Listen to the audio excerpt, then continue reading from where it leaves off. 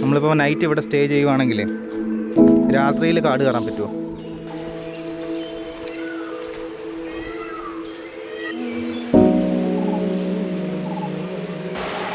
അവൻ കുടിക്കുമോ കേട്ടോ? ഇവിടെ എന്തോ കാണാൻ പോകാനോ തോന്നുന്നു. എന്നെങ്കിലും നല്ല അറിയാവും. അപ്പോൾ വന്ന സ്ഥലത്തിൻ്റെ പേര് പറഞ്ഞില്ല. Chinnar wild life sanctuary, Kerala forest and wild life department. കണ്ടല്ലോ. നമസ്കാരം, വണക്കം.